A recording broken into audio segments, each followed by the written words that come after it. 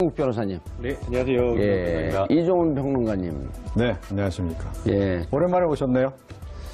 그리고 우리 시청자 여러분들께 사과드리겠습니다. 지난주에 예고 없이 방송을 펑크를 냈습니다. 물론 내부적으로 문제가 있었지만 어쨌든 펑크낸 거에 대한 근본적인 책임은 저한테 있었기 때문에 사과를 드리겠습니다.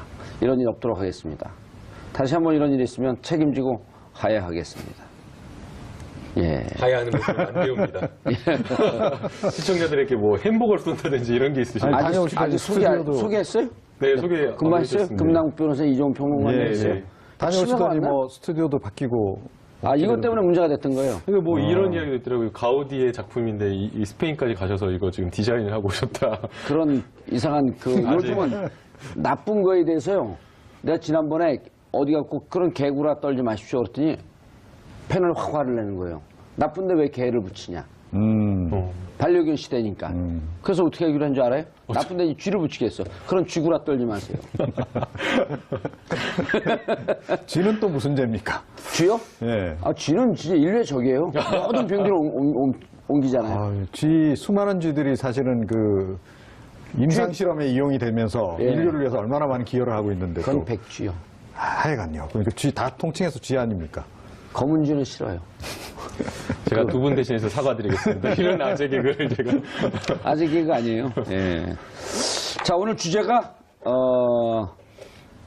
바른정당. 네. 9명이 탈당을 하겠다는 거죠? 주호영 의원은 탈당을 하겠다는 거야, 안 하겠다는 거야? 하겠다는 것으로 보입니다. 예. 그게 뭐 하겠다는 것으로 보입니다가? 할 것 같습니다. 그게 또 뭐 해요, 안 해요? 합니다. 한다고 선언했잖아요. 다만, 네. 뭘 정리하고 간다는 거 아니에요?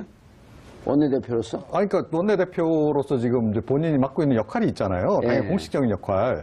당이 아직 완전 해체된 것도 아닌데 예. 이거 버리고 가면 당연히 비난 여론이 들끓지 않겠어요? 그리고 앞으로 정치하는데도 지장이 있을 거고. 그러니까 일단 자기가 할 역할을 하겠다. 그리고 그냥 원내대표가 아니지 않습니까? 대표 권한 대행이기도 하고. 근데 또 주호영 원내대표 같은 경우에는 본인 한 명만 있는 게 아니라 바른정당의 지분이 제일 많다고 합니다. 그러니까 그 원외위원장이라든가 당원이라든지 진성당원이라든지 그 주호영 밑에 딸려 있는 그 식구들이 굉장히 지금 많다라고 지금 이야기가 되고 있기 근데 조금 때문에 더 이제 냉정하게 아마도 그런 것 때문에 냉정하게 말씀드리면 그러니까 나머지를 다 모아서 함께 하기 위해서 본인은 좀 후발대 개념으로 좀 남아 계신 게 아닌가 이렇게 추정을 합니다. 네. 그럼 원외위원장들도 같이 데리고 나가겠다 이런 얘기예요? 고민을 할 수밖에 없는 거죠. 왜냐하면 지방선거가 내년 6월이다 보니까 바른정당의 그 기호를 달고 나갔을 때에 지역위원장들이나 아니면 기초위원 선거를 준비하시는 분들이 과연 당선될 수 있는 건가 고민을 할 수밖에 없는 그런 상황이기 때문에 주호영 원내대표 지금 뭐 권한대행을 보고 이렇게 들어온 사람들도 사실은 주호영 원내대표가 나간다라고 한다면 흔들릴 수밖에 없는 거고 이 바른정당에 있을 이 상황 속에서 과연 나의 선거는 어떻게 될 것인가 그 고민을 한다면 혼자 나가는 것보다는 같이 뭔가 함께 나간다는 거 그건 고민할 수밖에 없다고 생각이 됩니다. 근데 그거 좀 앞뒤가 안 맞는데 주호영 보고 바른정당 온 사람들이 있어요. 다만 바른정당에 와갖고 원내대표 역할을 하다 보니까 그들의 원내대표 역할을 하니까 당대표도 없고 그러니까 그 지역위원장들하고 관계가 있을 뿐이지 그분들이 주호영 보고 있었나요? 그건 아니잖아요. 아니 근데 또 이런 게 있지 않습니까? 예컨대 정봉주 의원님이 정치를 한다, 큰 정치를 한다 그러면 제가 정봉주 의원님을 존경하고 좋아한다 그러면 따라가는 그런 사람들 있지 않습니까? 또 특히나 기초의원 같은 경우에는 어떤 힘 있는 그건 구실이고 어찌 보면 더 많은 사람들을 데리고 나가겠다는 거 아니에요? 바른정당이 그대로 존재하고 있으면 지방선거에서 민주당하고 경쟁하는 것도 힘들 텐데 자신들의 본산이라고 하는 대구 경북에서 바른정당이 힘을 갖고 있으면 안 되니까 가급적 나갈 때는 바른정당에 소속해 있는 위원장들, 기초광역의원들을 가급적 많이 빼가려고 그럴 거 아니에요? 그러려고 시간을 보는 거 아닌가? 이제 그런 것도 있고요. 예. 그리고 이제 그것보단 당장은 그러니까 지금 자유한국당으로부터 조금 더 얻어내야 될 게 더 있다라고 생각을 하는 거죠. 그러니까 이게 이제 지금 이야기한 거하고 연결이 되는데, 그러니까 아시겠죠? 그러니까 공천도 지금 사실은 바른정당 출신들이 뭐 현역이든 또는 뭐 당협위원장이든 다시 이제 복당을 했을 때 기존의 자유한국당도 다 있잖아요. 지역 당협위원장이고 그 사람들하고 경쟁을 해야 되는 상황이기 때문에 사실은 어느 정도는 정리를 좀 해줘라. 그러니까 자유한국당 지도부 쪽에서 배려를 좀 해주기를 바라는 거 아니겠어요? 그러니까 지분을 약간 보장받고 들어가고 싶겠죠.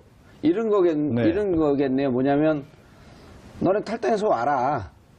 바른정당 그 자유한국당 입장에서 그러겠죠. 무슨 특별한 보장이 없이 그냥 와라. 결국 너네 바른정당 안 돼서 오는 거 아니냐. 이렇게 받고 싶지만 또 가는 사람들은 무슨 얘기냐.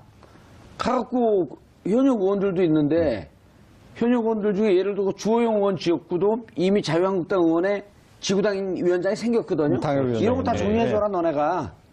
그럼 우리를 영입하듯이 받아라 이렇게 요구하는 거 아니에요? 그러니까 처음에 그래서 이제 그 김무성 의원이 홍준표 대표에게 아마 요구했을 것으로 추정되는 것이 그래서 당대당 통합을 처음에 요구를 한 거죠. 당대당으로 하게 되면 이렇게 지분 인정받고 들어가는 거 아니에요? 그렇죠. 예. 자, 그런데 이게 이제 친박계 서청원 최경환 두 의원 정리 문제도 좀 이렇게 흐지부지 되면서 또 서청원 변수도 불거지면서 사실은 이제 더군다나 또 바른정당 내에서 또 이 끝까지 또 버티겠다는 사람들이 생김으로 해가지고 모양새가 많이 좀 흐트러진 거죠. 그래서 일단은 어쩔 수 없이 급한 대로 이제 복당은 하나. 예. 하지만 나머지 좀 잔류를 좀 일부 해가지고 그러니까 이 일종의 지렛대 역할을 좀 하도록 협상해서 몸값 올리기 위해서. 그렇죠. 아니 근데 그런 의미가 전 크다라고 좀 봅니다. 근데 개인적으로는. 그 지점에서 조금 이상한 점이 있습니다. 왜냐하면 그 이종훈 평론가께서 말씀해 주신 대로 당대당 통합을 하는 것이 훨씬 더 많은 그 지분을 가지고 갈 수 있고 요구를 할 수 있는 그런 상황이기 때문에 지금 들어가는 통합파 입장에서도 자강을 한 이후에 선거 직전에 통합을 이야기를 하는 게 훨씬 더 큰 힘을 가질 것인데 그런데 지금 마치 뭐 다 포기하듯이 지금 들어가는 거거든요.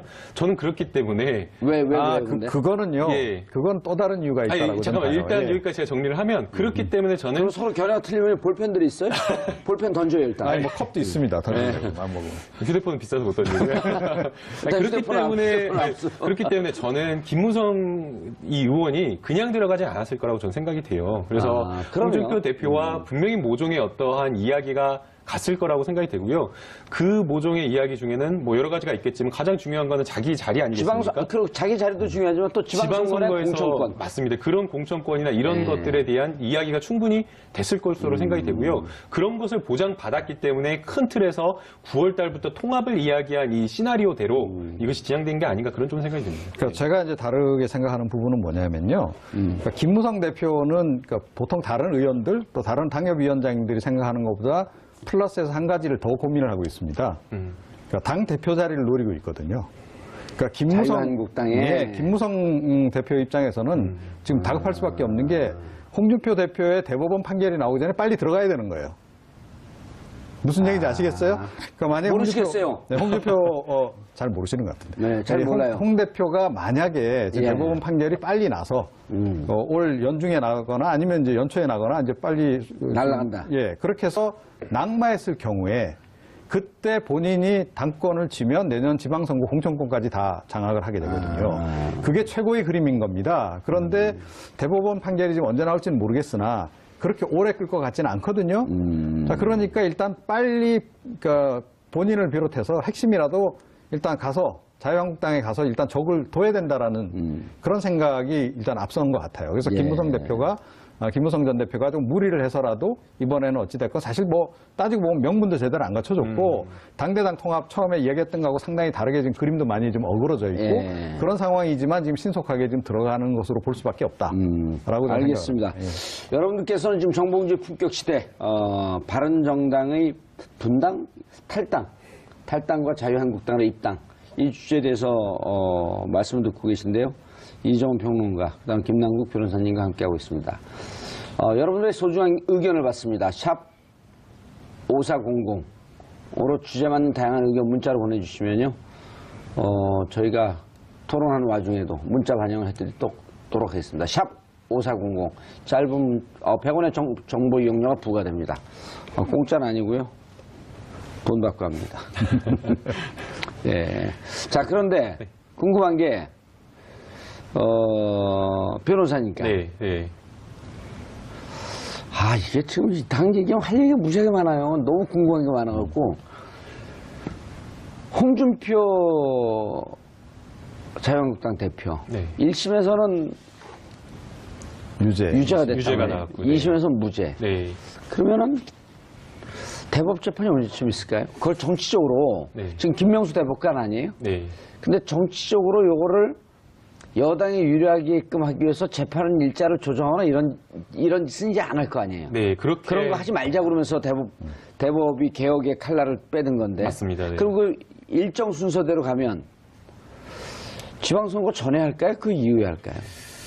여러 가지 고민은 있을 대법은 거로 시간이 생각이 없잖아요. 되는데요. 대법은.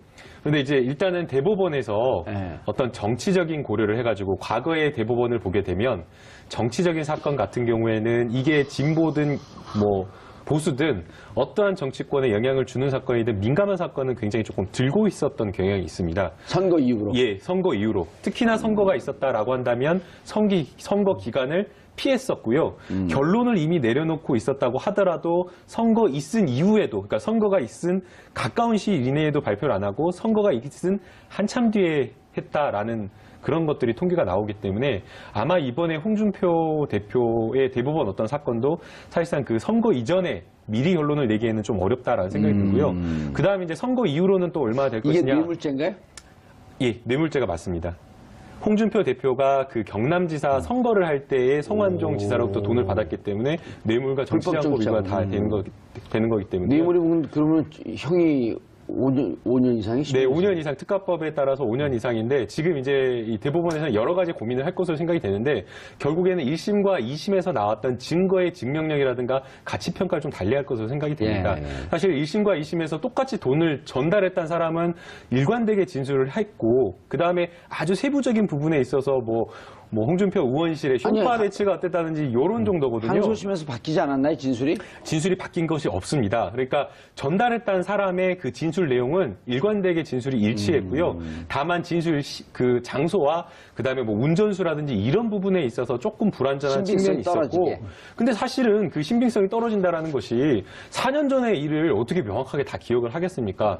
그리고 또 홍준표 의원실을 자꾸 막 매번 여러 번 왔다 갔다 했으면 그 쇼파 위치나 이런 걸 정확하게 기억했겠지만 그런 것이 아니라고 한다면 전달하는 경위라든가 과정이라든가 어느 시점이라든가 이런 정도라고 한다면 구체적인 것이고 그 다음에 또 사실은 돈을 전달한 사람이 이것도 본인도 이것에 연루될 것이 있다라고 한다면 나는 모르는 일이다라고 해버리면 되는데 홍준표 대표에게 아무런 어떤 억하심적이 없는 사람이 그렇게 전달하는 이유가 없지 않습니까? 그렇기 때문에 아마 이러한 그 진술의 어떤 신빙성이라든가 다른 여러 가지 정황 증거들에는 이런 것에 대한 가치 평가를 아마 대법원에서 조금 달리할 것으로. 근데 그럼에도 불구하고 교묘하게 사실은 좀 증언 내용이 좀 바뀐 부분이 분명히 있죠. 그러니까 그 얘기죠. 예, 그래서 사실은 이제 그 부분 때문에 이 사람이 얘기를 100% 신뢰할 수 없다 그래서 사실은 무죄 판결을 내린 거거든요. 아니 그러니까 그래서 지금 보통 이제 뇌물인 경우에는 잘 아시지만 뇌물은 준 사람의 그 발언, 증언에 의존할 수밖에 없거든요.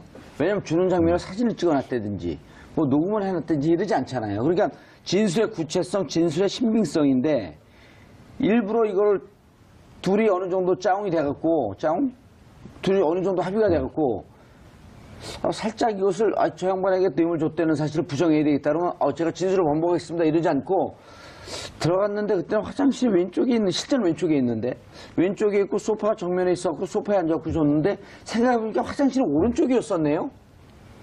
이렇게 되면 그렇죠. 진술의 신빙성이 뚝 떨어지잖아요. 네, 바로 그거죠. 당신 말 못 믿겠다. 네. 그러니까 결과적으로 그렇게 된 거란 그렇게 말이에요. 된 거죠. 예, 그런 거기 때문에 이거를 진술을 안 바꿨다라고 볼 수 없는 거예요. 그리고 실제로 그 당시 신문들을 보게 되면 증언 내용을 바꿨다라고 신문 보도가 나옵니다. 그래서 사실은 윤승모 전 그 부사장이 증언을 살짝 그렇게 바꾼 부분이 결정적으로 사실은 작용을 하는 거거든요. 윤승모 이분은 또 서청원 사람이고. 예. 그래서 이제 지금 이제 계속 나오는 얘기가 그 즈음에 그러니까 이 서청원 의원하고 이 홍준표 대표하고 뭔가 통화를 했던 거 아니겠느냐라고 하는 이제 의혹이지. 그래서 이제 그 녹취 내용이 있고. 예, 불거져 이제 있는 그런 상황이고요. 자, 그래서 그 문제는 이제 일단 그 문제고, 그러니까 지금 이제 조금 전에 말씀드린 걸 계속 조금만 더 부가해서 말씀을 드리면, 그러니까 제가 보기에는 정치적인 부분을 고려를 한다면 대법원이 예전에는 이제 정치적으로 민감한 사안들을 뒤로 이렇게 미루는 그런 경향이 있었기 때문에 그런 거 하나에다가 또 한 가지 이제 뭐 또 다른 정치적 변수가 있을 수 있다면 정치적 판단을 한다면 청와대의 정치적 판단이 개입될 수 있겠죠. 그러니까 과거 같으면. 예, 그러면 예를 들어서 지금 오히려 홍준표 대표 체제가 내년 지방선거 치르는 데도 더 유리하다라고 생각하면 재판을 뒤로 쑥 밀어버리는 거죠. 과거 같았으면 그랬을 거다라는 겁니다. 그런데 이번 같은 경우는 좀 다르다.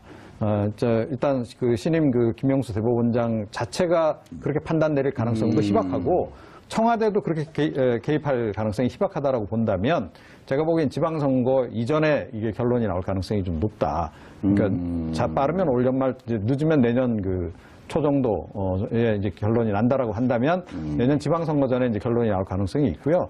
그때 만약에 이제 유죄 취지로 이제 파기환송이 돼버리게 되면 유죄 판결 낼 가능성이 높아지는 거죠. 그리고 아마 그 대법원 판결이 일단 그 유죄 취지의 파기환송으로 결정이 나면 그때부터 아마 친박계들이 가만 안 있을 겁니다. 집중적으로 들고 일어나서 일단 대표직 사퇴하라고 아마 이제 요구하고 나설 가능성이 높은 거죠. 예. 그때 한번 흔들릴 가능성이 있다. 그래서 김무성 대표는 그때를 노리는 거 아닐까 생각합니다. 자, 이제 김무성 대표는 당대표인데 그거 관심 있어요? 당연히 관심 있죠. 그래요? 난 김무성 전 대표, 김무성 의원이 대권을 포기했다라고 생각하십니까? 묻지 말고 얘기하세요. 네. 포기 안 했다라고 좀 보거든요. 관심 없는데. 그렇게 본다면, 그러니까 뭐 일반 국민들의 관심과 무관하게 예. 본인의 어떤 정치적인 일정에 따라서는 의미 있네요. 당연히 의미. 관심은 없는데 의미는 있어요. 예. 자, 그러면 궁금한 게 바른정당 잔류파라고 불러야 돼? 뭐라고 불러달라 그래 자기들한테는? 뭐 자주파. 이제까지는 자강파 자강파. 뭐 얘기했죠. 자주파는 예. 저쪽 위에 있잖아. 자강파 뭐라 그래요? 이제 자강파 입장에서는 남은 선택지, 그러니까 단기간에 남아있는 선택지는 없습니다. 그러니까 연합뉴스 기사의 제목을 봤더니 유승민 몇 명 남더라도 가고자 했던 길로 계속할 것. 가고자 했던 길이 그 바른정당의 분화 아닌가요? 그게 아니고 이제 원래 그러니까 자기네가 중도 개혁을 이제 하려고 했던 것들은 그 길을 가겠다는 거니까 당장 있는 이제 전당대회도 그대로 정상적으로 치르고 대표 체제 이제 새로 구축한 다음에 어찌됐건 중도 개혁 정당으로서 독자 노선을 걷겠다. 이제 그 얘기죠. 그러니까 이제 처음에 이제 뭐 했던 이야기는 상기하기 위해서요. 네. 선도 탈당파가 남경필, 김용태였었죠. 예. 김용태 이번에 돌아갔죠. 네. 뭐 하는 거예요, 그분은? 그러니까 본인의 어떤 정치적 필요성에 따라서 이제 그렇게 하는 거겠죠. 그러니까 이제 그 자강파도 결국에 남아있는 거는 두 가지 길인 것 같아요. 그래서 실제 나오는 이야기를 보게 되면 전대, 당장 목전에 앞둬 있는 전대는 치러야 된다라는 것이 이제 자강파의 생각인 것 같고요. 그러나 이제 그 이후에 이제 지방선거까지를 놓고 봤을 때는 여러 가지 길을 놓고 고민을 한 것 같습니다. 하고 있는 것 같습니다. 이제 국민의당과의 지금 통합의 불씨는 이미 꺼져버린 상황이기 때문에 다시 어떤 새로운 모멘텀이 없는 상황에서 갑작스럽게 국민의당과의 어떤 통합이라든가 이런 논의를 한다는 것 자체는 조금 무리라는 생각이 들고요. 또 그렇다라고 해서 자유한국당과의 어떤 그 통합이라든가 이런 것을 또 완전히 또 선을 끊었느냐? 또 이야기를 들어보면 또 그런 것 같지가 않습니다. 지금 현재 나가갖고 그 바른정당에서 9명이 탈당해서 자유한국당으로 돌아가는 사람들도 자유한국당 내에서 보수의 어떤 개혁, 일을 한다라고 한다면 바른정당에 지금 남아있는 사람들과 또 연대할 것이 있다라고 이야기를 하면서 또 자유한국당과의 끈을 놓고 있지 않는 것을 보게 되면 당장은 전대를 치르다라고 지금 보고 있는 것이고 향후에 멀리 봤을 때는 자유한국당과의 그 끈도 완전히 닫아놓고 있지는 않는 것 같습니다. 조금 전에 이제 언급하신 김용태, 남경필 이 두 인물 같은 경우에는 그러니까 지금 남경필도 갔어요? 아직 안 갔죠. 그런데 지금 요즘에 이제 약간 이제 절충안을 내놓긴 한 거 아니겠습니까? 그러니까 통합전당대회 치러서 당대당 통합을 이제 해서 가자 뭐 이렇게 얘기는 하고 있는 건데 그러니까 그 이미 마음은 상당히 지금 자유한국당, 복당 쪽으로 많이 기울었다는 얘기거든요. 얘기가. 그러니까 김용태 의원 같은 경우에는 아마 내년 지방선거 때 서울시장으로 아마 출마할 가능성이 높습니다. 이미 옛날부터 준비를 많이 해왔다는 얘기도 있고 그래서 사실은 이제 바른정당 간판 가지고는 이기기 어렵다라는 이제 현실적인 필요성에 따라서 이제 당적을 일단 다시 원위치시키는 이제 그런 과정인 거고요. 남경필 지사 같은 경우에도 바른정당 후보로 나와서 당선될 가능성이 좀 희박하다라고 좀 보기 때문에 그러니까 결국은 자유한국당으로 되돌아가야 하지 않겠냐라는 판단을 지금 내리고 있는 게 아닌가 이렇게 생각이 됩니다. 결국 지방선거 치르려고. 그러니까 결국에는 이 사람들이 그 보수의 대통합을 이야기를 하고 있지만 그건 겉으로 크게 내세운 명분에 불과하고 그 안에서는 작은 정치, 본인들의 선거라든가 본인들이 가지고 있는 정치적 영향력을 내년 지방선거에서 어떻게 행사할 수 있을지 그런 본인들과 관련된 그런 것을 또 어떻게 보면 직접적으로 고려하고 있는 것이 아닌가 생각이 듭니다. 근데 정치인이라고 한다고 하게 되면 다 자기의 그럴 이해를 수밖에 중심으로 없죠. 움직일 네, 수밖에 네. 없잖아요. 네, 네. 그러나 이제 저는 중요하게 생각하는 게 그거라고 생각을 합니다. 그러니까 결국에는 대의 명분과 자신의 어떤 작은 이익과 작은 정치가 충돌하는 지점에서 어떤 걸 선택할 것인가. 정말 참 정치인이라고 한다면 대의 명분, 국민들이 원하는 민의에 따라서 정치를 하는 것이 맞다라고 생각이 들고요. 작은 정치인이라고 한다면 자기 선거를 따라가는 게 아닌가. 그런 얘기하면요 채널 돌려요. 시청자들이. 이게 뻔한 얘기를 뭐 하려고 해? 뻔한 거짓말인 줄 아는데. 아니 그렇게 해야 된다고 생각이 됩니다. 진짜로. 아니 그런 교과서에 있는데 대의 명분을 위해서 뛴 정치인들이 누가 있어요? 정봉주 씨 그렇게 하셔야죠. 그렇죠. 아니 실제로 이런 걸 보면서 이정훈 평론가님, 아니 있는 그대로 솔직하게 이 진정한 품격 시대는 솔직해지 고품격이 되는 거예요. 네, 그러니까 뻔한 얘기를 뭐 하려고 해? 대의 명분과 실리 사이에서 이분처럼 대의 명분과 실리 사이에서 고민하고 결국 대의 명분을 선택해야지 국민들의 지지를 받을 수 있을 것 같습니다.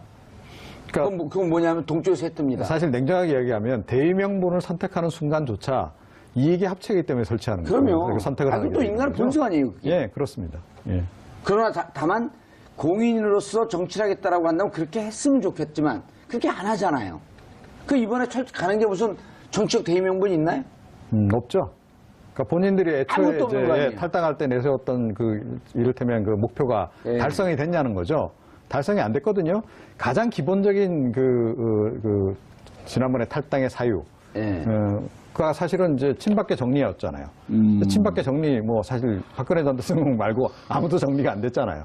그러니까 그것부터가 일단 명분이 안 맞는 거죠. 정리될까요, 안 될까요? 정리 안 되죠. 정리 안 하는 거로 이미 정리가 끝난 것 같습니다. 네. 홍준표 대표하고 서청원 의원 간에도 그렇고 또 막 싸워서 구경하려고 했더니 둘 다 없어졌어요. 네, 홍준표 대표하고 김무성 의원하고 사이에서도 그렇고 저는 이번에 홍준표 대표가 등거리 협상을 했다라고 생각하거든요. 그러니까 본인이 중심에 있으면서 서청원 의원하고 친박계, 서청원 의원 뒤에 있는 친박계하고도 협상을 하고 동시에 이쪽으로는 김무성 의원을 이제 매개로 해서 이쪽 바른정당 통합하고 또 협상을 하고 그 등거리 협상 결과물이 이번에 나온 거다. 그런데 그게 뭐냐면 박근혜 전 대통령만 정리하는 선에서 일단은 이쪽에 복당 다 한다. 그리고 서청원 의원과는 그러니까 박근혜 전 대통령만 정리하는 선에서 나머지 두 의원 그냥 문제는 펜딩 시키겠다라고 얘기했잖아요. 그러니까 국회에서 그냥 법안 계류시켜서 그냥 회기 지나고 나면 끝나는 거와 마찬가지로 그렇게 그냥 계류시킨 상태에서 그냥 끝까지 가서 그냥 이거 흐지부지 시키겠다는 거 아닙니까? 그러니까 결국 두 의원 안 내쫓겠다는 거 핵심이잖아요. 그런 선에서 이미 타결을 거의 지금 본 거 아닌가. 합의를 다 봤다 이미. 저는 이제 평론가님하고 약간 다른 견해인데요. 홍준표 대표가 가지고 있었던 처음의 생각은 친박계, 그러니까 박근혜 전 대통령뿐만 아니라 친박계까지 정리하는 게 홍준표 대표의 생각이었을 것 같습니다. 홍준표 대표가 지금 당장에 정치를 한다고 하더라도 아니면 당을 장악하는 거라 하더라도 그리고 또 나중에 통합파가 돌아와서 당내 문제가 어떻게 될지를 고민하면 박근혜 전 대통령과 함께 친박계를 정리하는 게 홍준표 대표의 큰 그림이었을 것으로 생각이 되고요. 그렇기 때문에 8월이나 9월에 나왔던 친박계에 대한 굉장히 거침없는 목소리를 보게 되면 그런 의도가 깔려 있었다라고 생각이 되고 그런데 그렇게 하려고 했는데 못한 것은 결국에는 저는 변수 때문이라고 생각이 됩니다. 그 변수가 바로 녹취록이라고 생각이 되는데요. 이 녹취록 자체가 없었다. 그냥 블러핑에 불과했으면 이런 게 불가능했을 텐데 지금 이용주 의원 국민의당 가지고 있다라고 아예 국회에서 이야기를 했지 않습니까? 그렇기 때문에 저는 이게 있었기 때문에 아마 서청원 의원의 이 협박이 어느 정도 먹혀가지고 처음에는 친박계까지 청산하려고 했던 그 수순에서 확 방향을 틀어가지고 박근혜 전 대통령까지만 정리하는 수순으로 그렇게 가지 않았나 그렇게 생각이 듭니다. 저는 처음부터 이렇게 친박계를 적극적으로 정리할 의사가 이 홍준표 대표에게는 별로 없었다라고 전 전제를 해요. 다만 정리하는 척하면서 나오려고 했던 사람들에게 명분을 줬던. 그렇죠. 바른정당에 있는 사람들 끌어들이기 위한 선에서 그런 정도의 친박에 대한 공격. 그리고 이제 국민들이 보고 있으니까. 어찌됐건 친박 부분에 대해서 불편해하는 보수도 꽤 많잖아요. 그런 이제 민심을 고려를 해서 이제 친박을 계속 겨냥을 해서 공격적인 발언들을 쏟아내긴 했으나 진심은 그게 아니었다. 그리고 이미 우리가 진심 확인했잖아요. 지난 대선 때 이 두 사람 그러니까 제명처리가 아니고 당원권 정지시킨 것을 다 원위치시킨 게 홍준표 대표 아니에요. 그러니까 홍 대표는 이미 그때부터 친박계하고는 동거 체제로 갈 생각을 이미 했다. 다만 이제 친박계만을 가지고는 좀 부족하다. 그러니까 자기 입장에선 친박계가 너무 좀 부담스럽기도 하고 친박계를 좀 적절히 제어해주면서 본인이 중심에 설 수 있는 뭔가의 위치를 원했던 것 같고, 김무성계를 끌어들임으로 해서 균형을 좀 맞추고 본인이 그 위에 설 그런 구상으로 계속 온 게 아닌가라고 저는 생각을 합니다. 예. 반론을 제기. 반론을 제기하고 싶어요? 네. 얘기하세요. 예, 감사합니다. 물론 이제 그 이종훈 평론가님 말씀대로 지난 대선 때 홍준표 태도를 보면 그랬을 것 아니냐라는 생각도 할 수 있는데 그때와 지금의 상황이 다르지 않았나라는 생각이 됩니다. 그 대선 후보 시절에는 어찌되었건 친박계의 지지를 얻고 박근혜 전 대통령을 지지하는 그 유권자들의 힘을 얻어가지고 대선 후보로서의 어떤 그 영향력을 발휘해야 됐다라고 한다면 지금 상황에서는 아예 당을 꽉 장악해가지고 가야 되는 거고 또 내년 지방선거를 치러야 되는 어떤 그 대표의 입장 그리고 대표로서 공천권을 행사하는 그 입장이었기 때문에 친박계가 지금 상황에서는 필요가 없어진 겁니다. 그래서 8월부터 당 대표가 되어야겠다라고 마음먹을 썰 때부터 친박계를 굉장히 세게 공격하겠다라고 아니, 친박계를 보이고요. 공격하는 거 그때는 맞고 지금 틀릴 수 있어요. 그러니까요. 김남국 변호사님. 아니, 네. 왜냐하면 친박계를 공격을 해. 그래서 나가라. 이제 필요 없다. 그럼 친박계가 야, 너 대선 때 그렇게 우리 친박을 이용하더니 그때 화장실 가기 전이고 지금 화장실 갔다 오지 않았냐. 여기까지는 김남국 변호사 얘기가 내가 보기엔 맞을 것 같아요. 그런데 문제는 뭐냐면 서청원 의원이 카드를 흔들었어요. 쇼단을 딱 쳤어. 야 이거 봐 이거. 녹취록이 있거든.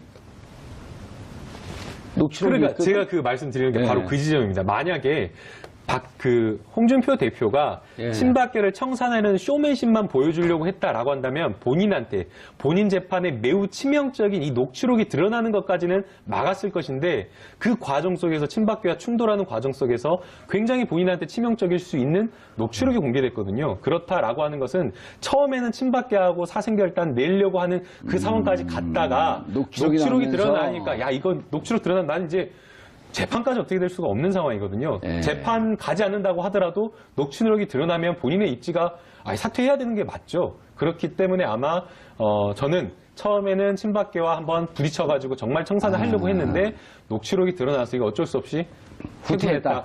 저는 그렇게 보는 거죠. 자, 여기는 후퇴했다. 후퇴했다. 이종훈 평론가님은 애초부터 며칠 그러면 제가 질문을 드리면 왜 그런 치명적인 녹취록이 드러나게 놔뒀는가 하는 겁니다. 드러나게 놔둔 게 아니고, 그러니까 친박계하고 아니 이종훈 평론가 살짝 수정해갖고 양수겸장 나가라 그래서 나가면 좋고 아니어도 대충 명분만 주고 좀 주저앉으려고 들었던 양수겸장을 치지 않았을까? 그런 거죠. 그러니까 나가도 좋고 안 나가도 좋고. 수정했어요? 조금 더 수정한 게 아니고 애초부터 적극적으로 내보낼 의사가 없었다는 얘기가 제 얘기가 그 얘기입니다. 그러니까 자기네들이 자발적으로 나가면 뭐 나쁠 거 없고. 아니, 질문이 설득력이 있어요. 애당초 나가면 좋고 안 나가도 말고 이 생각이었다고 한다면 그리고 적당하게 친한 척만. 아니 그런데 이거 있어요. 잠깐만 질문 좀 할게요. 왜 남의 질문을 막으세요? 하십시오. 잊어볼 뻔했잖아. 안 적었네. 자, 친박을 쳐요.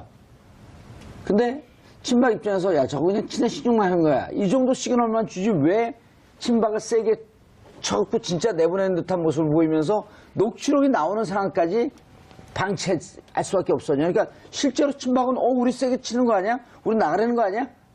그렇기 때문에 저항했는데 그런 걸 보면은 처음엔 치려고 그랬다가 녹취록이 나오니까 후퇴했다라고 하는 김남국 변호사에게 조금 더 설득력 있어 보이는데. 저는 그렇게 생각하지 않고요.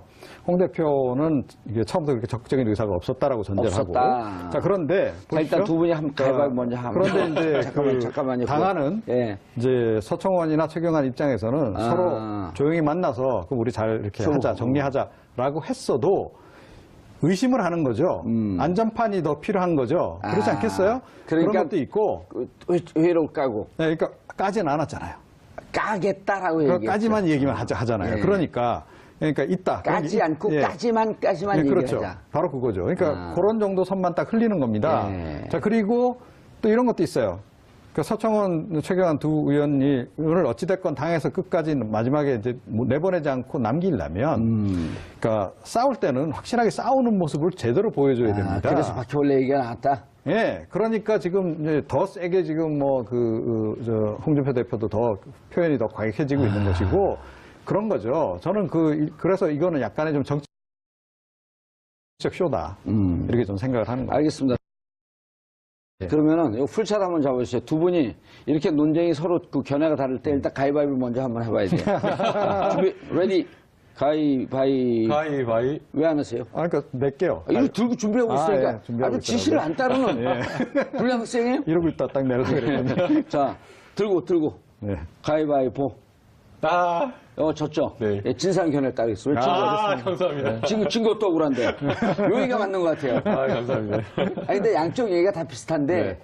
보는 관점에 따라서 좀 틀릴 수 있어요. 여긴 처음부터 쳐내려고 그러다가 벽에 부딪혔다. 아니면 이정 평론가님은 쳐내려고 하는 생각도 있었지만 언제든지 벽에 부딪히면 물러날 준비는 다 있었다. 어쨌든, 자, 그럼 결론은 서청원 최경환은 그대로 남아있는다. 그런 상황인 거죠. 예. 그 국민들 속인 거 아니에요?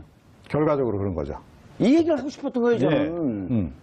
그러니까 이제 결국에 그 자유한국당이 뭔가 통합의 명분을 만든다라고 하려면 예. 단순하게 그냥 박근혜 전 대통령을 당적에서 제명시켰다고 한들 무슨 의미가 있겠습니까? 이미 구치소에 구속되어 있는 상황인데. 그렇죠. 부관참시죠. 그러니까 더 중요한 것은 친박계, 이 책임, 박근혜 전 대통령 국정농단에 책임 있는 사람을 탈당시키는 게 맞는 거고요. 탈당만으로 되는 것이 아니라 사실은 더 정확한 것은 그 사람들 사퇴하라고 하는 게 맞는 건데 그 부분에 대한 해결도 전혀 이루어지지 않았고요. 만약 그 부분에 대한 해결이 이루어지지 않았다라고 한다면 과거에 있었던 박근혜 전 대통령이 있었던 어떤 국정농단과 관련된 돼서 정말 진심으로 사과한다든지 아니면 지금 현재 현안과 관련해서 뭐 지금 뭐 KBS나 SBS, MBC 파업하는 것에 대해서 제대로 된 목소리를 내야 되는데 이 부분에 대해서도 여전히 방송에 대해서도 잘못한 게 없이 방송 장악이라고 하는 국민의 어떤 평가와는 다른 어떤 이야기를 하고 있기 때문에 국민으로서는 도대체 자유한국당이 뭐가 변했느냐 그렇게 생각할 수밖에 없는 거죠. 그런데 사실은요, 그러니까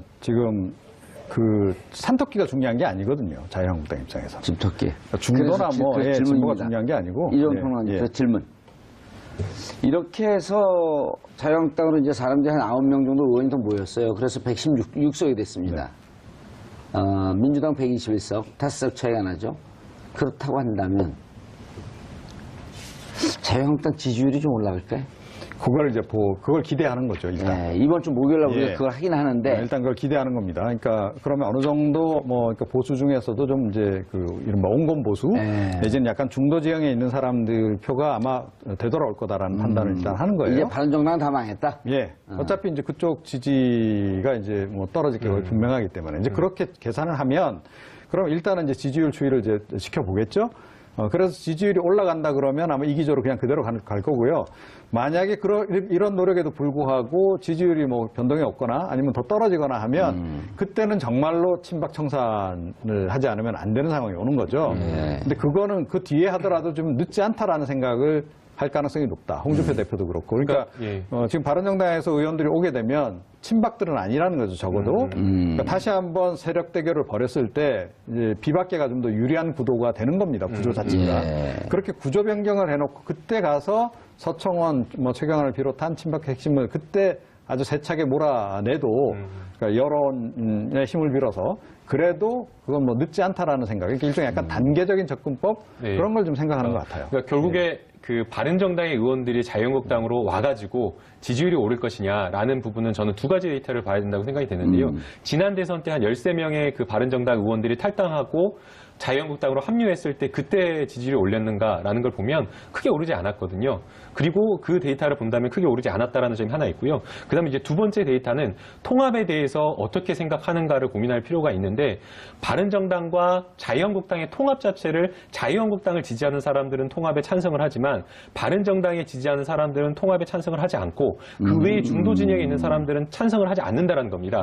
즉 이 바른정당과 그 자유한국당의 통합에 대해서 찬성하는 사람, 그러니까 잘했다라고 하는 사람들이 자유한국당에 있는 사람들이 대부분이기 때문에 이 지금 당대당 통합도 아니고 단순하게 통합의 명분도 갖추지 않은 상황에서 일부 의원들이 이쪽에 합류했다라고 했을 때 저는 그 두 데이터를 봤을 때 크게 지지율이 상승하지 않을 것이다 라고 판단을 하는 거고요. 그렇다고 한다면 이 자유한국당에서는 향후에 지지율을 얻기 위한 여러 가지 노력을 할 것인데 이게 끝이 아니다라고 얘기를 하면서 친박계 청산을 이야기할 것으로 생각이 되는데 친박계 청산한다고 해도 저는 크게 지지율이 오르지 않을 거라고 봐요. 왜 그렇게 오르지 않을 거라고 보냐면 친박계 사람이 중요한 게 아니라 물론 사람도 잘라내는 것도 중요하다고 생각이 됩니다. 그러나 중요한 거는 친박계와 같이 생각하는 사람들이 여전히 당에 잔류해 있다. 그런 모습을 국민들이 본다라고 한다면 과연 지금 중도에 있는 사람들, 아까 이제 평론가님께서는 집토끼가 산토끼가 중요한 게 아니라 집토끼 중요하다 했는데 저는 오히려 산토끼가 중요하다고 생각이 되거든요. 집토끼는 어느 상황이나 그대로 자유한국당을 지지했기 때문에 더 중요한 거는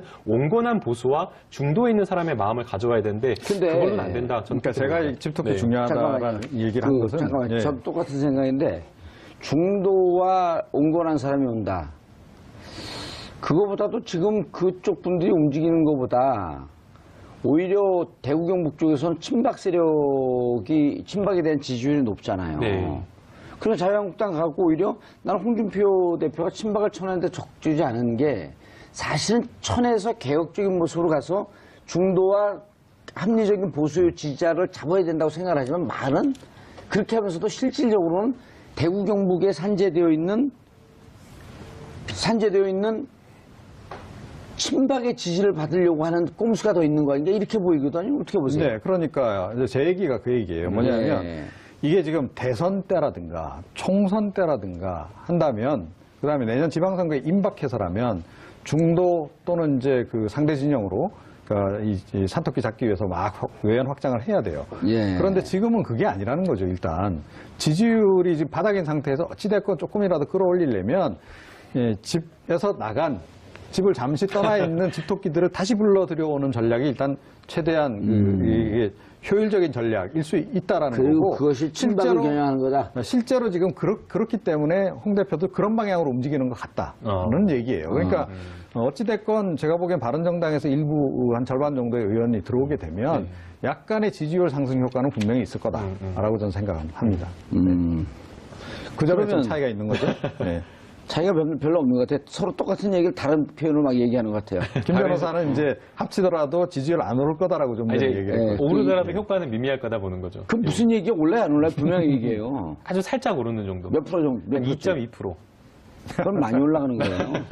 이전 평론가님 많이 올 거라고 보는 거예요? 저는 한 5% 정도? 저는 그러진 않아요. 20%를 돌파할 수도 있다? 예. 그럼 저 평론가님하고 내기하고 싶은데요. 그럼 둘이 알아서 하세요. 여기서 그렇게 되면 사행성 방송을 해갖고 다 잘려요. 나오기 싫으면 혼자만 나오지 마세요. 알겠습니다. 예. 다음부터 연락하시면 할까요? 아니요. 자, 그래서 결론은 이제 예측해 주세요. 지방선거. 지금 예측을 좀 해줘야 돼. 그래서 이렇게 들어간 것이 지방선거에 어떤 영향을 미쳐서 어느 정도 약진할 것이다. 아니면 여전히 민주당이 대세를 뛰어넘지 못하는 상황이 될 것이다. 저는 수성에는 성공할 거라고 봅니다. 수성이요? 예. 그럼 경기도도 이긴다? 아니죠. 인천도 이긴다? 기본적으로 이제 대구 경북하고 아니면 대구 수성구만 이긴다? 부산 이제 TK와 PK 지역을 일단 기본적으로 얘기하는 거죠. 네, 그것을 지키는 데는 일단은 약간 청신호 같은 것은 맞죠. 부산시장. 그러니까 부산이 아마 굉장히 격렬해질 것 같아요. 부산시장. 격렬해질 것 같아서 알아요. 왜 그러세요? 영혼 없는 얘기하지 마시고. 근데 왜냐하면 이게 그러니까 선수가 누가 되느냐에 따라서 많이 또 바뀌거든요. 그러려면 그럼 국민들도 다 예측을 해요. 선수 되는 것까지 해서 부산. 그러니까 내년 지방선거 때 부산은 사실은 자유한국당이 획득하기가 어렵죠. 더불어민주당에게 넘겨줄 거라고 봅니다. 그런데 이 대구 경북 지역은 수성을 할 수 있을 것이다. 대구 경북 지역은 뭘 해도 수성할 거예요. 왜냐면 또 대구에 수성구가 있잖아요. 네, 뭐 하여튼, 네. 저는 간단하게 말씀드리면. 잠깐만, 넘어가기 전에 경남지사는? 경남지사는 굉장히 박빙일 것 같은데 자유한국당이 이길 수도 있다고 봅니다. 이길 가능성이 더 높다. 예. 저는 간단하게 말씀드리면 이변이 일어날 것이다. 뭐 대구 경북 지역은 모르겠지만 적어도 경남과 부산 지역에서는 이변 가능성이 충분히 있다. 부산은 이변 아니에요. 부산 여론조사하면요 6대4로 이겨요. 높게 나오죠. 네. 그래서 저는 이번에는 민주당이 민주당이 이기는 걸로 나올 가능성이 높다라고 보이고요. 그 이유를 보수가 이제 분화했다라고 생각이 됩니다. 박근혜 전 대통령 국정농단 사태로 인해서 알겠습니다. 이 보수가 무조건 친박, 무조건 예전에 설명 길게 하지 마시고요. 부산 이겨야죠. 이깁니다. 경남지사 이깁니다. 그럼 수성 실패할 거다. 수성 실패할 그냥 것이다. 대구 수성구에는 머물러 있어라. 네, 수성에만 수성할 거다. 예, 알겠습니다. 두 분 인사하시고요. 네, 감사합니다. 예. 포맷이 좀 바뀌었어요. 네. 예, 근데 두 분의 말투는 과거의 병영식, 지시하는 대로 말하던 그 톤대로 그대로 가니까 다음 주에 오실 땐 좀 바꿔주시기 바라겠습니다. 네, 알겠습니다. 자, 수고하셨습니다. 고맙습니다. 신빙성이 떨어진다라는 것이 4년 전의 일을 어떻게 명확하게 다 기억을 하겠습니까? 그리고 또 홍준표 의원실을 자꾸 막 매번 여러 번 왔다 갔다 했으면 그 쇼파 위치나 이런 걸 정확하게 기억했겠지만 그런 것이 아니라고 한다면 전달하는 경위라든가 과정이라든가 어느 시점이라든가 이런 정도라고 한다면 구체적인 것이고 그다음에 또 사실은 돈을 전달한 사람이 이것도 본인도 이것에 연루될 것이 있다라고 한다면 나는 모르는 일이다라고 해버리면 되는데 홍준표 대표에게 아무런 어떤 억하심적이 없는 사람이 그렇게 전달하는 이유가 없지 않습니까? 그렇기 때문에 아마 이러한 그 진술의 어떤 신빙성이라든가 다른 여러 가지 정황 증거들에는 이런 것에 대한 가치 평가를 아마 대법원에서 조금 달리할 것으로. 근데 그럼에도 불구하고 교묘하게 사실은 좀 증언 내용이 좀 바뀐 부분이 분명히 그러니까 있죠. 그 얘기죠. 예, 그래서 사실은 이제 그 부분 때문에 이 사람이 얘기를 100% 신뢰할 수 없다 그래서 사실은 무죄 판결을 내린 거거든요. 아니 그러니까 그래서 지금 보통 이제 뇌물인 네. 경우에는 잘 아시지만 뇌물은 준 사람의 그 발언, 증언에 의존할 수밖에 없거든요. 왜냐하면 주는 장면을 사진을 찍어놨다든지 뭐 녹음을 해놨다든지 이러지 않잖아요. 그러니까 진술의 구체성, 진술의 신빙성인데 일부러 이걸 둘이 어느 정도 짜웅이 돼갖고 둘이 어느 정도 합의가 돼갖고 살짝 이것을 저 양반에게 뇌물 줬다는 사실을 부정해야 되겠다 그러면 제가 진술을 번복하겠습니다 이러지 않고 들어갔는데 그때는 화장실 왼쪽에 있는 실제는 왼쪽에 있는데 왼쪽에 있고 소파가 정면에 있었고 소파에 앉아서 줬는데 생각해보니까 화장실은 오른쪽이었었네요. 이렇게 되면 그렇죠. 진술의 신빙성이 뚝 떨어지잖아요. 네, 바로 그거죠. 당신 말 못 믿겠다. 네. 그러니까 결과적으로 그렇게 된 거란 그렇게 된 말이에요. 거죠. 예, 그런 거기 때문에 이거를 진술을 안 바꿨다라고 볼 수 없는 거예요. 그리고 실제로 네. 그 당시 신문들을 보게 되면 증언 내용을 바꿨다라고 신문 보도가 나옵니다. 그래서 사실은 윤승모 전 그 부사장이 증언을 살짝 그렇게 바꾼 부분이 결정적으로 사실은 작용을 하는 거거든요. 윤승모 이분은 또 예. 서청원 사람이고. 예. 그래서 이제 지금 이제 계속 나오는 얘기가 그 즈음에 그러니까 이 서청원 의원하고 그러니까 이 홍준표 대표하고 뭔가 통화를 했던 거 아니겠느냐라고 하는 이제 의혹이지. 그래서 이제 그 녹취 내용이 있고. 예, 불거져 이제 있는 그런 상황이고요. 자, 그래서 그 문제는 이제 일단 그 문제고, 그러니까 지금 이제 조금 전에 말씀드린 걸 계속 조금만 더 부가해서 예. 말씀을 드리면, 그러니까 제가 보기에는 정치적인 부분을 고려를 한다면 대법원이 예전에는 이제 정치적으로 민감한 사안들은 뒤로 이렇게 미루는 그런 경향이 예. 있었기 때문에 그런 거 하나에다가 또 한 가지 이제 뭐 또 다른 정치적 변수가 있을 수 있다면 정치적 판단을 한다면 청와대의 정치적 판단이 개입될 수 있겠죠. 과거 같으면. 예, 그러면 예를 들어서 지금 오히려 홍준표 대표 체제가 내년 지방선거 치르는 데도 더 유리하다라고 생각하면 재판을 뒤로 쑥 밀어버리는 거죠. 과거 같았으면 그랬을 거다라는 겁니다. 그런데 이번 같은 경우는 좀 다르다. 일단 그 신임 그 김명수 대법원장 자체가 그렇게 판단 내릴 가능성도 희박하고 청와대도 그렇게 개입할 가능성이 희박하다라고 생김으로 해가지고 모양새가 많이 좀 흐트러진 거죠. 그래서 일단은 어쩔 수 없이 급한 대로 이제 복당은 하나. 예. 하지만 나머지 좀 잔류를 좀 일부 해가지고 그러니까 이 일종의 지렛대 역할을 좀 하도록 협상해서. 몸값 올리기 위해서. 그렇죠. 아니 근데 그런 의미가 좀 크다라고 좀 봅니다. 근데 개인적으로는. 그 지점에서 예. 조금 이상한 점이 있습니다. 왜냐하면 그 이종훈 평론가께서 말씀해 주신 대로 당대당 통합을 하는 것이 훨씬 더 많은 그 지분을 가지고 갈 수 있고 요구를 할 수 있는 그런 상황이기 때문에 지금 들어가는 통합파 입장에서도 자강을 한 이후에 선거 직전에 통합을 이야기를 하는 게 훨씬 더 큰 힘을 가질 것인데 그런데 지금 마치 뭐 다 포기하듯이 지금 들어가는 거거든요. 저는 그렇기 때문에 왜 그거는요. 예. 그건 또 다른 이유가 있다라고 아니, 잠깐만 생각해요. 일단 예. 여기까지 제가 정리를 하면 그렇기 때문에 저는 그럼 서로 견해가 틀리면 볼펜들이 있어요? 볼펜 던져요 일단. 아니 뭐 컵도 있습니다. 던져내고 뭐. 휴대폰은 비싸서 못 던지고요. 그렇기 때문에 저는 김무성 이 의원이 그냥 들어가지 않았을 거라고 저는 생각이 돼요. 그래서 홍준표 대표와 분명히 모종의 어떠한 이야기가 갔을 거라고 생각이 되고요. 그 모종의 이야기 중에는 뭐 여러 가지가 있겠지만 가장 중요한 거는 자기 자리 아니겠습니까? 그리고 자기 자리도 중요하지만 또 지방선거의 공천권. 맞습니다. 그런 공천권이나 이런 것들에 대한 이야기가 충분히 됐을 것으로 생각이 되고요. 그런 것을 보장받았기 때문에 큰 틀에서 9월 달부터 통합을 이야기한 이 시나리오대로 이것이 진행된 게 아닌가 그런 좀 생각이 듭니다. 그러니까 제가 이제 다르게 생각하는 부분은 뭐냐면요. 그러니까 김무성 대표는 그러니까 보통 다른 의원들 또 다른 당협위원장님들이 생각하는 것보다 플러스에서 한 가지를 더 고민을 하고 있습니다. 그러니까 당 대표 자리를 노리고 있거든요. 그러니까 김무성 대표 입장에서는 지금 다급할 수밖에 없는 게 홍준표 대표의 대법원 판결이 나오기 전에 빨리 들어가야 되는 거예요. 무슨 얘기인지 아시겠어요? 그러니까 만약에 모르시겠어요? 홍준표 잘 모르시는 것 같은데. 네, 잘 몰라요. 홍 대표가 만약에 이제 예. 대법원 판결이 빨리 나서 올 연중에 나거나 아니면 이제 연초에 나거나 이제 빨리 날아간다. 예, 그렇게 해서 낙마했을 경우에 그때 본인이 당권을 쥐면 내년 지방선거 공천권까지 다 장악을 하게 되거든요. 그게 최고의 그림인 겁니다. 그런데 대법원 판결이 지금 언제 나올지는 모르겠으나 그렇게 오래 끌 것 같지는 않거든요. 자, 그러니까 일단 빨리 그러니까 본인을 비롯해서 핵심이라도 일단 가서 자유한국당에 가서 일단 적을 둬야 된다라는 그런 생각이 일단 앞선 것 같아요. 그래서 예. 김무성 전 대표가 좀 무리를 해서라도 이번에는 어찌됐건 사실 뭐 따지고 보면 명분도 제대로 안 갖춰줬고 당대당 통합 처음에 이야기했던 거하고 상당히 다르게 지금 그림도 많이 좀 어그러져 있고 예. 그런 상황이지만 지금 신속하게 지금 들어가는 것으로 볼 수밖에 없다라고 알겠습니다. 예. 여러분들께서는 지금 정봉주의 품격 시대 바른정당의 분당, 탈당과 자유한국당의 입당 이 주제에 대해서 말씀을 듣고 계신데요. 이정훈 평론가, 그다음 김남국 변호사님과 함께하고 있습니다. 여러분들의 소중한 의견을 받습니다. 샵 5400으로 주제 맞는 다양한 의견 문자로 보내주시면요.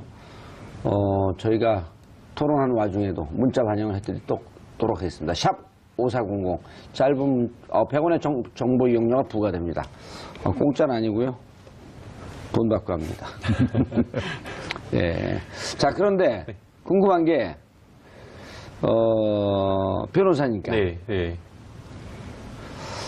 이게 지금 당 얘기하면 할 얘기가 무지하게 많아요. 너무 궁금한 게 많아갖고. 홍준표 자유한국당 대표. 네. 1심에서는 유죄가 됐다. 유죄가 나왔고, 네. 2심에서는 무죄. 네. 그러면은 대법재판이 언제쯤 있을까요? 그걸 정치적으로 네. 지금 김명수 대법관 아니에요? 네.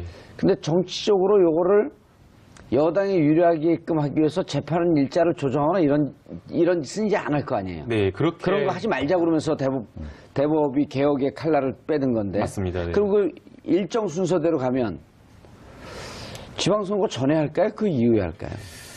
여러 가지 고민이 있을 대부분 시간이 거로 없잖아요. 생각되는데요. 대부분. 근데 이제 일단은 대법원에서 네. 어떤 정치적인 고려를 해가지고 과거의 대법원을 보게 되면 정치적인 사건 같은 경우에는 이게 진보든 뭐 보수든 어떠한 정치권에 영향을 주는 사건이든 민감한 사건은 굉장히 조금 들고 있었던 경향이 있습니다. 선거 이후로. 예, 선거 이후로. 특히나 선거가 있었다라고 한다면 선거 기간을 피했었고요.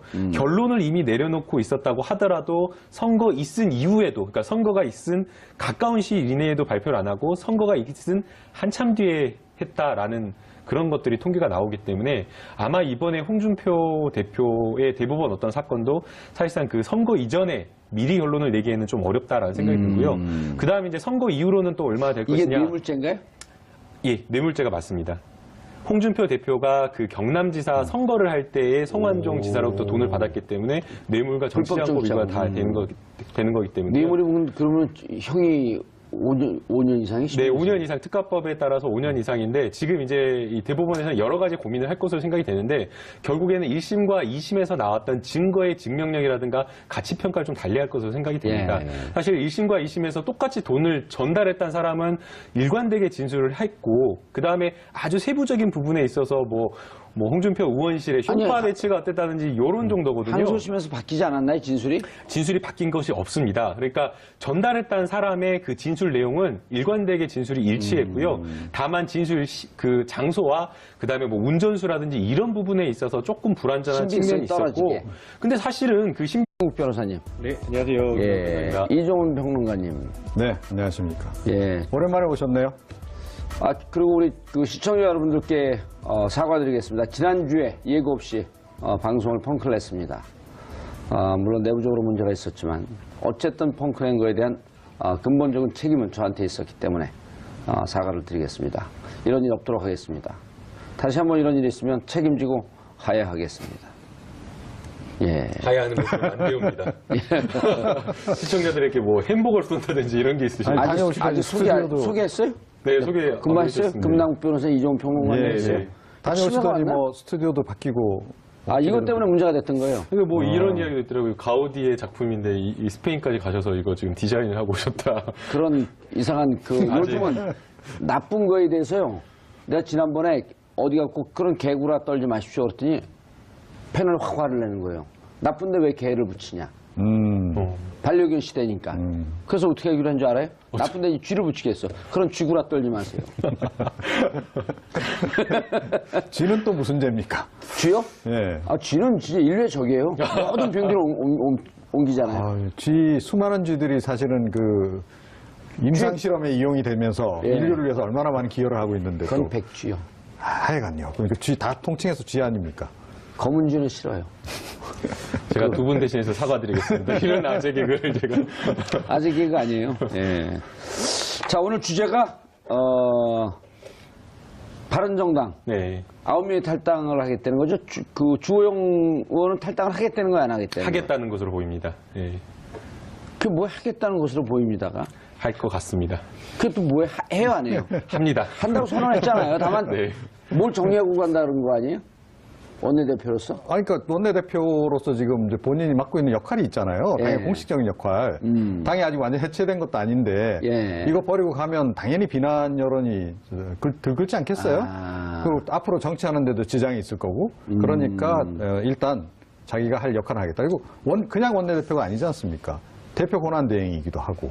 근데 또 주호영 원내대표 같은 경우에는 본인 한 명만 있는 게 아니라 바른정당의 지분이 제일 많다고 합니다. 그러니까 그 원외위원장이라든가 당원이라든지 진성당원이라든지 그 주호영 밑에 딸려 있는 그 식구들이 굉장히 지금 많다라고 지금 이야기가 되고 있기 근데 조금 때문에 더 이제 냉정하게 아마도 그런 것 때문에 예, 냉정하게 말씀드리면, 그러니까 나머지를 다 모아서 함께 나갈 하기 것이냐. 위해서 예. 예, 본인은 좀 후발대 개념으로 좀 남아 계신 게 아닌가 이렇게 추정을 합니다. 네. 그럼 원외위원장들도 같이 데리고 나가겠다는 얘기예요? 고민을 할 수밖에 없는 거죠. 왜냐하면 지방선거가 내년 6월이다 보니까 예. 바른정당의 그 기호를 달고 나갔을 때에 지역위원장들이나 아니면 기초위원 선거를 준비하시는 분들이 과연 당선될 수 있는 건가 고민을 할 수밖에 없는 그런 상황이기 때문에 주호영 원내대표 지금 뭐 권한대행을 보고 이렇게 들어온 사람들도 사실은 주호영 원내대표가 나간다라고 한다면 흔들릴 수밖에 없는 거고 이 바른정당에 있을 이 상황 속에서 과연 나의 선거는 어떻게 될 것인가 그 고민을 한다면 혼자 나가는 것보다는 같이 뭔가 함께 나간다는 거 그건 고민할 수밖에 없다고 생각이 됩니다. 근데 그거 좀 앞뒤가 안 맞는데 주호영 보고 바른정당 온 사람들이 있어요. 다만 바른정당에 와갖고 원내대표 역할을 하다 보니까 그들의 원내대표 역할을 하니까 당대표도 없고 그러니까 그 지역위원장들하고 관계가 있을 뿐이지 그분들이 주호영 보고 있었나요? 그건 아니잖아요. 아니 근데 또 이런 게 있지 않습니까? 그런데 정봉주 의원님이 정치를 한다, 큰 예. 정치를 한다 그러면 제가 정봉주 의원님을 존경하고 좋아한다 그러면 따라가는 그런 사람도 있지 않습니까? 또 특히나 기초의원 같은 경우에는 어떤 근데 힘 있는 그건 구실이고 예. 어찌 보면 더 예. 많은 사람들을 데리고 나가겠다는 거 아니에요? 바른정당이 그대로 존재하고 있으면 지방선거에서 민주당하고 경쟁하는 것도 힘들 텐데 자신들의 본산이라고 하는 대구 경북에서 바른정당이 힘을 갖고 있으면 안 되니까 가급적 나갈 때는 바른정당에 소속해 있는 위원장들, 기초광역의원들을 가급적 많이 빼가려고 그럴 거 아니에요?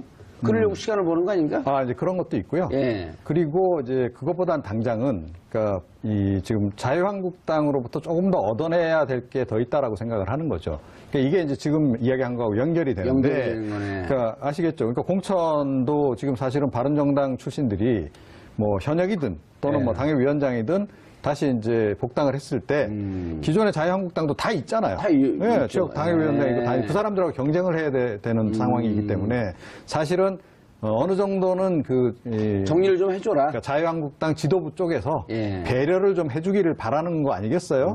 그러니까 지분을 약간 보장받고 들어가고 싶겠죠. 이런 거겠네요. 뭐냐면 너네 탈당해서 와라. 바른정당 그 자유한국당 입장에서 그러겠죠. 무슨 특별한 보장이 없이 그냥 와라. 결국 너네 바른정당 안 돼서 오는 거 아니냐. 이렇게 받고 싶지만 또 가는 사람들은 무슨 얘기냐. 가갖고 현역 의원들도 있는데 현역 의원들 중에 예를 들어 주호영 의원 지역구도 이미 자유한국당 의원의 지구당 위원장이 생겼거든요. 이런 거 다 정리해줘라 너네가. 그럼 우리를 영입하듯이 받아라 이렇게 요구하는 거 아니에요? 그러니까 처음에 그래서 이제 그 김무성 의원이 홍준표 대표에게 아마 요구했을 것으로 추정되는 것이 그래서 당대당 통합을 처음에 요구를 한 거죠. 당대당으로 하게 되면 지분 인정 받고 들어가는 거 아니에요? 그렇죠. 자, 그런데 이게 이제 그 친박계 서청원 최경환 두 의원 정리 문제도 좀 이렇게 흐지부지 되면서 또 서청원 변수도 불거지면서 사실은 이제 더군다나 또 바른정당 내에서 또 이 끝까지 또 버티겠다는 사람들이